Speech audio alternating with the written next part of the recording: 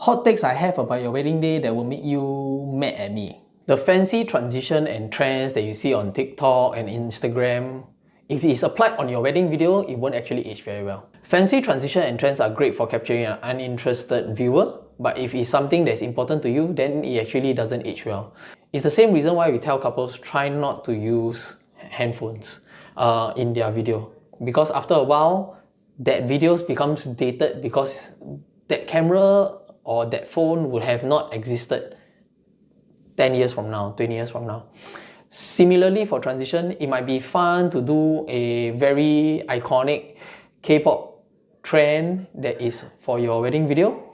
But when you look back 20 years from now, 30 years from now, then it becomes a very dated, cringy activity. Gate crash is a terrible idea. Let me explain.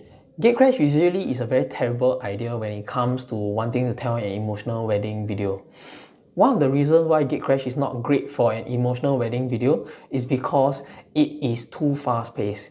If you want to tell an emotional wedding video, you typically want something that is slower, that has words and dialogues that are thought about and prepped in order to create a very strong emotional story that is personal to the both of you.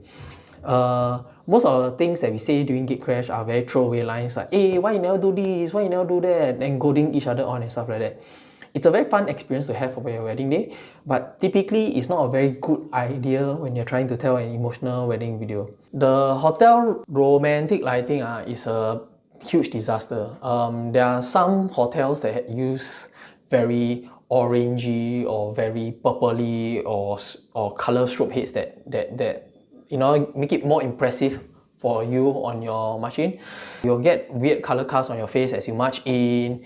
Then imagine you include that together with the thing that most couples have, which is a smoke machine or a bubble gun. You will get weird color casts on your face when you're doing march in.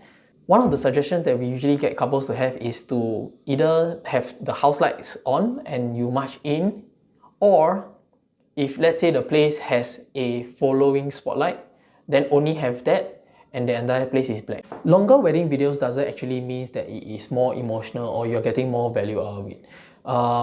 It's easy to add more stuff, it's more difficult to remove more stuff.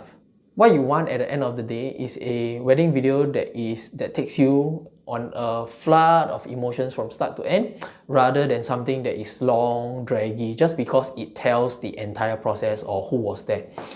There are some times when couples ask, hey, why is this particular person is not featured in my wedding video? And that is usually